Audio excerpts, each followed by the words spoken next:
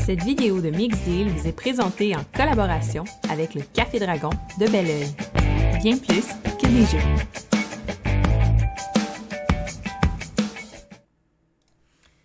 Bonjour tout le monde, j'espère que vous allez bien. Donc, je suis Sophie de la chaîne YouTube Mixdeal et aujourd'hui, ce que je vais faire, c'est que je vais vous présenter le gameplay du tout nouveau jeu de Mind Clash Games, Voidfall, qui est présentement sur Kickstarter. Donc, Mind Clash Games, qu'on connaît entre autres pour avoir créé les jeux Anachronie, Cerebria et Trickerion. Et là, c'est leur tout nouveau projet qui a été développé entre autres par David Turczi. Donc, je vais vous montrer aujourd'hui le gameplay global du jeu pour vous donner un peu une idée de comment ça se joue, puis pour vous donner un peu le feeling du jeu. Et on commence ça tout de suite.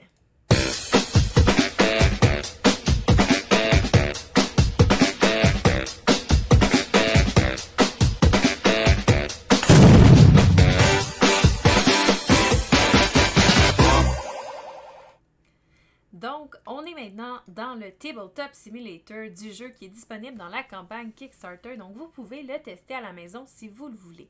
Tout d'abord, Voidfall, c'est important de mentionner que c'est un jeu qui se joue autant en solo qu'en coop qu'en mode compétitif. Donc, chacun des modes va être joué selon certains scénarios qui vont déterminer entre autres le placement de la carte, mais également les technologies qui vont être disponibles et plein d'autres petites choses durant le jeu. Donc là, vraiment, on a le placement basic pour une première partie à 2 joueurs justement de la carte de jeu. Donc, dans Voidfall, ce qu'on va faire, c'est qu'on va incarner des nations et on va essayer de les faire évoluer et gagner de la réputation à travers des centaines d'années. Parce que le jeu se passe vraiment sur une ligne de temps assez longue. Donc, le jeu va se dérouler en 3 âges et à chacune de ces âges-là, en fait, va être divisé en 3 phases. À la fin de cela, celui qui a le plus de points d'influence va remporter la partie. Dans Voidfall, on va également essayer de défendre la galaxie des Voidborn, qui sont des forces un peu maléfiques qui essaient de prendre le contrôle de la galaxie et nous, on essaie de les empêcher. Donc, le jeu se joue en 3 heures et chaque heure en 3 phases. La première des phases, c'est la phase de préparation où on va se préparer pour un tour. Comment ça fonctionne? En fait, il y a plusieurs choses. Donc, on va aller sur ce plateau-là, qui est le plateau, en fait, le Galactic Board, qui est disponible à tous les joueurs et qui détermine plusieurs statistiques. Donc, par exemple, ici, dans une partie à 2 joueurs, on va déterminer la priorité selon plusieurs choses. Et la priorité va nous permettre, entre autres, de placer l'ordre de tour et permettre aux joueurs de ramasser, le cas échéant, certains privilèges selon où ils sont placés. En plus de tout ça, le premier joueur, le joueur qui a la priorité, va pouvoir décider de la carte événement qui va être jouée pour ce tour-là parmi les 2 cartes disponibles. Donc, pour l'âge 1, par exemple, pourrait décider de prendre cette carte-là. La carte va avoir plusieurs informations importantes dessus. Donc, vous voyez qu'en haut, ce qui est en rouge, en fait, c'est l'événement des Voidborn. Donc, un événement qui va affecter tous les joueurs et qui va devoir être résolu justement par tous les joueurs. Ensuite de ça, on a l'événement galactique qui est en bleu tout de suite en dessous, qui va également devoir être résolu par tout le monde. Dans le bas de la carte, ce qu'on va retrouver, c'est 2 façons de scorer des points à la fin de cet âge-là, donc selon certaines conditions. Et dans le bas complètement, on retrouve une façon en fait, un prix de consolation pour la personne qui n'aura pas réussi à scorer des points avec les 2 options présentes sur la carte. Dans le centre de la carte, on va retrouver en bleu la force des vaisseaux des Voidborn pour le tour. Donc, ce tour-ci, ça va être de 1. Et à droite de ça, c'est l'information la plus importante. En fait, ça va déterminer combien de tours de jeu va durer cette ère. Donc, on sait que l'ère 1 ici va durer 4 tours de jeu. Donc, les joueurs vont avoir 4 phases d'action. Ils vont pouvoir réaliser certaines choses. Une fois qu'on a fini cette phase de préparation-là, on peut passer à la deuxième phase qui est la phase de focus. Donc, pour ça, on va aller voir de plus près notre plateau joueur qui représente notre nation ici. Et au début de la partie, en fait, pour commencer, ce qu'on va avoir fait, c'est qu'on va avoir choisi une carte d'agenda qui va nous avoir permis de modifier le setup, la production, tout ça de notre personnage. Une fois que c'est fait, de notre nation, en fait, comme c'est marqué ici. Et une fois que c'est fait, on la tourne de côté et ça nous donne une carte agenda que l'on va glisser sur notre plateau joueur. Ça va également déterminer quelle carte technologie va être disponible pour nous au début de la partie. Donc, une fois que tout ça est fait, qu'on est prêt à commencer, en fait, la phase de focus, c'est là où on va pouvoir choisir parmi 8 cartes de focus qui sont disponibles et c'est les mêmes cartes pour tous les joueurs. Les cartes de focus vont posséder chacune 3 actions et on va pouvoir en choisir 2 parmi celles-ci à effectuer. Ce qu'on voit décrit en blanc, c'est le coût de l'action et ce qui est écrit dans le carré un peu plus foncé noir, en fait, c'est l'action qu'on peut réaliser. Donc, on peut en choisir 2 là-dedans à faire durant notre tour. Je ne passerai pas à travers toutes les actions disponibles parce qu'il y en a tout plein, mais je vais passer à travers tous les principes importants du jeu. Premier principe important, c'est que dans le jeu, il va y avoir 5 types de ressources différentes que l'on va pouvoir collecter. Donc, il va y avoir les crédits, la science, il va y avoir les matériaux, l'énergie et la nourriture. À gauche, c'est notre production. Ça va déterminer combien on va produire à chaque fois qu'on va pouvoir faire une action de production dans les différentes ressources. Puis à droite, ça va représenter notre stock, mais en fait notre quantité qu'on va posséder de ces ressources-là. Donc, il y a certaines cartes qui vont nous permettre de produire, certaines cartes qui vont nous permettre d'augmenter notre production. Une autre façon d'augmenter notre production, en fait, c'est d'aller sur la carte et d'aller regarder si jamais on va contrôler un secteur. Par exemple, je prends le contrôle de ce secteur-ci. Bien, sur les secteurs, on peut placer différentes structures. C'est d'autres actions disponibles sur nos cartes actions. Parmi les structures qu'on peut placer, on peut placer des guildes comme ceci. Quand on construit les guildes, ça va nous permettre d'augmenter notre production dans la production représentée par la guilde. Donc, si on construit une guilde scientifique, on va pouvoir augmenter notre production de sciences. Comment ça fonctionne? On augmente notre production selon la valeur du dé qui est sur la tuile. La valeur du dé représentant la population de la tuile. Donc, ici, une population de 2. J'augmenterai alors sur mon plateau de jeu ma production de sciences de 2 fois sur mon petit cadran juste ici. Donc, en plus de tout ça, sur le plateau, on peut également construire 3 types de bâtiments. On peut construire des shipyards qui sont comme ça ici, qui vont nous permettre, avec certaines actions, de pouvoir recruter des vaisseaux, en fait, de les construire directement sur cette tuile-là. On peut également construire des sector defense comme ça qui vont nous permettre, comme son nom l'indique, de se défendre en cas de combat. Et finalement, on peut construire des starbase qui vont nous permettre de faire les 2 actions représentées ici. Donc, dans le jeu, on va posséder une flotte de vaisseaux spatials de plusieurs types différents. Les vaisseaux de base étant les corvettes, mais il y en a vraiment tout plein de disponibles. Comme vous voyez ici, on a les Sentries, les Carriers, les Dreadnoughts et les Destroyers qui ont chacun certaines capacités spéciales. On va se déplacer et essayer justement d'aller étendre notre contrôle dans la galaxie et combattre. Donc, seulement une personne peut être sur chacun des ex présents sur la carte. Dès que 2 personnes se retrouvent sur la même tuile, ça déclenche un combat.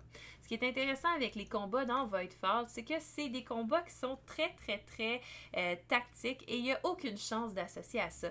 Même que avant de commencer le combat, on sait déjà qui va le remporter parce que les combats fonctionnent avec de l'influence. L'influence est représentée par les cubes de pouvoir qu'on va placer sur nos vaisseaux. Donc, chaque vaisseau a une capacité différente de cubes qu'il peut recevoir. Donc, ces vaisseaux-là peuvent recevoir jusqu'à 3 cubes. On peut aussi, en tout temps dans le jeu, décider, si jamais on veut déplacer nos vaisseaux, mais pas toute notre force au complet, de splitter nos pouvoirs gratuitement, comme ça, entre 2 figurines pour pouvoir se déplacer comme ça. Chaque cube représentant un nombre X de vaisseaux. Donc, dans les combats, notre influence, c'est le nombre de cubes que l'on possède. Et comment ça fonctionne? Celui qui a le plus d'influence va attaquer en premier. Et là, quand on se fait attaquer, qu'on mange des dégâts, on retire un cube. Si c'est le dernier cube présent sur la figurine, on retire la figurine. À ce moment-là, celui qui avait moins d'influence a ensuite la chance d'attaquer si jamais il n'a pas été complètement anéanti par notre attaque. Et là, nous, on va manger un dégât et on continue comme ça jusqu'à temps que un des 2, en fait, n'ait plus d'influence et n'ait plus de figurines sur le plateau. Et à ce moment-là, on va avoir remporté le secteur. Advenant le cas que dans ce combat-ci, c'est moi qui aurais remporté le secteur, ce qui n'était pas le cas étant donné qu'on était égal en force, donc ça aurait été un combat nul. Mais si jamais j'avais remporté ce secteur-là, j'en prendrais le contrôle. Vous allez avoir remarqué que sur les secteurs, en plus des vaisseaux ennemis, on a des jetons comme ça, des jetons de corruption. Ça représente le contrôle que les Voidborn prennent sur la galaxie et en fait, leur influence un peu. La corruption dans le jeu est très, très, très difficile à enlever et en fait, quand on prend le contrôle, on ne l'enlève pas, mais on peut décider ce qu'on veut faire avec cette corruption-là. On peut décider si on veut la laisser sur notre tuile, mais à ce moment-là, notre tuile est corrompue. Et qu'est-ce que ça fait avoir une tuile corrompue, en fait? Ça fait en sorte qu'elle nous coûte plus cher à la fin complètement quand on doit faire le upkeep où on doit payer pour notre tour. Mais en plus de tout ça, on ne peut pas augmenter notre population. Donc, pour notre production, c'est plus difficile à augmenter. Et également, il y a certaines cartes actions et certaines cartes de scoring qui ne peuvent pas s'activer dans des zones qui ne sont pas... qui sont corrompues. Donc, c'est pas tout le temps une bonne chose d'avoir un jeton corruption sur notre tuile. Si on ne veut pas le laisser sur notre tuile, à ce moment-là, nos options, c'est d'aller le placer sur notre plateau joueur. Donc, sur notre plateau joueur, il y a différentes places où ça peut être placé. Donc, on peut décider soit de le mettre dans un de ces 3 cases-là, ce qui va nous donner des malus qui sont écrits sur notre plateau joueur directement. Donc, si on le place là, si le malus reste en jeu jusqu'à temps qu'on enlève le jeton corruption, ou on peut encore aller le placer dans un de ces emplacements libres-là. Par contre, les emplacements-là nous permettent de placer des cartes qui sont très, très importantes parce que ces cartes-là vont nous permettre de récolter des agendas. Et les agendas, c'est ces cartes ici. Les cartes agendas, quand on les gagne avec certaines cartes action, certaines cartes de focus en fait, vont nous permettre de les avoir en main et de les jouer à la prochaine phase de focus, à condition que le symbole sur notre carte agenda, donc le symbole qui est juste ici, soit le même que la carte focus qu'on utilise. À ce moment-là, on peut réaliser l'action de notre carte agenda qui est ici, donc payer le coût et faire l'action spéciale du bas. Et ensuite, la carte agenda vient se placer sur notre plateau joueur et nous offre des options pour scorer des points à la fin de l'âge, donc des points d'influence supplémentaires. Et comment ça fonctionne, c'est qu'on doit absolument pouvoir répondre aux critères du haut, donc scorer les points du haut pour être capable de faire ceux du bas.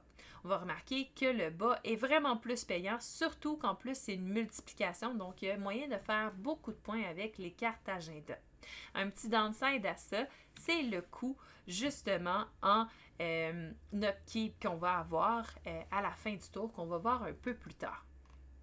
Donc, une autre chose qui est possible dans notre tour, c'est d'augmenter sur différentes tracks. Donc, il y a 3 tracks sur notre plateau joueur. On a la société, le statecraft et l'économie. En augmentant, non seulement on débloque des bonus à chaque fois, mais on passe certains paliers qui vont nous débloquer d'autres bonus, justement, dans la partie. Entre autres, le fait d'être capable d'améliorer nos technologies. Parce que parmi les actions qu'on va avoir sur nos cartes focus, on va pouvoir récupérer des technologies. On peut en avoir jusqu'à 5 devant nous. Les cartes technologies nous permettant de pouvoir avoir des pouvoirs plus spéciales, donc de développer plus de force durant la partie. Mais ces cartes-là peuvent en fait s'améliorer au fur et à mesure de la partie et pour ça, il faut qu'on aille passer certaines étapes dans ces tracks-là. Et en plus de ça, ces tracks-là peuvent nous permettre de scorer des points d'influence, donc on aime beaucoup ça. Donc, pour notre tour, ça ressemble pas mal à ça, les actions que l'on peut faire. Mais comme je parlais tantôt avec les cartes agenda, ce qui est un peu plate, c'est le coût en upkeep qui est juste ici et qui va nous coûter très cher. Parce que la dernière phase, en fait, des 3 phases, une fois qu'on a fait la phase de préparation et la phase de focus, et là, la dernière phase qu'on va faire, c'est la phase d'évaluation. C'est là qu'on va pouvoir scorer les points. Mais avant de scorer les points, ce qu'on doit faire, c'est faire notre upkeep. Notre upkeep va être déterminé par le nombre de jetons corruption qu'il y a sur nos territoires et sur notre plateau joueur, par nos vaisseaux, le nombre de territoires que l'on contrôle, nos cartes agenda et certaines technologies qu'on va posséder. Et ce coût-là d'upkeep, on va le tenir sur notre plateau joueur grâce à ces colonnes-là qui vont nous permettre de garder un œil sur combien ça va nous coûter qu'on doit payer en ressources. Si jamais on n'est pas capable de fournir les ressources nécessaires pour le upkeep, on va le payer en points d'influence, donc on va perdre des points de victoire et c'est quelque chose qui est assez punitif, donc c'est quelque chose qu'on va essayer de ne pas faire. Donc, les cartes agenda qu'on va avoir jouées vont nous coûter très cher et ça monte très rapidement. Par contre, dans la partie, nos cartes focus peuvent nous faire gagner des trade tokens qui sont disponibles juste ici. Et ces trade tokens-là, quand on les gagne, on peut les placer directement sur des cartes agenda qui ont un espace libre. Et quand on les place là, automatiquement, ça va permettre de cacher le coût de upkeep de cette carte-là et donc elle ne nous coûtera rien. En plus de tout ça, les trade tokens, quand on les gagne, on peut décider à notre tour de le dépenser, donc de le flipper, afin de pouvoir utiliser les 3 actions sur la carte focus qu'on a décidé de jouer ce tour-ci. En jouant les 3 actions, ça nous permet d'avoir beaucoup plus d'options. Par contre, dès qu'on utilise un trade token de cette façon-là, il va retourner sur le plateau juste ici et à ce moment-là, le coût de upkeep de notre carte va devoir être payé. Une fois que les upkeeps sont payés, bien, tout ce qui reste à faire à notre tour, c'est de scorer nos points. Essentiellement, les points d'influence que l'on va faire, ça va être grâce aux objectifs sur cette carte-là et également à tous les objectifs présents sur chacune de nos cartes agenda.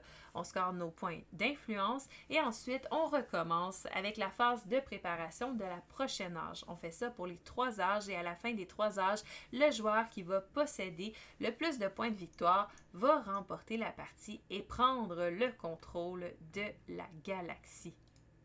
Donc, ça ressemble pas mal à ça. Donc, comme vous avez vu, il y a vraiment énormément de choses et j'ai même pas fait le tour de toutes les règles, on s'entend, parce qu'il y en a vraiment beaucoup. Mais le but de la vidéo était vraiment de vous donner une idée du gameplay général et de comment le jeu se déroulait. Donc, ça, c'est toutes les règles pour la version compétitive du jeu. Dans la version coopérative, il va y avoir plusieurs événements encore négatifs avec lesquels on va devoir gérer. Puis des conditions de fin de partie différentes, mais les mécaniques vont quand même rester les mêmes et le déroulement des tours sensiblement pareil également, sauf que certaines petites règles qu'on va ajouter.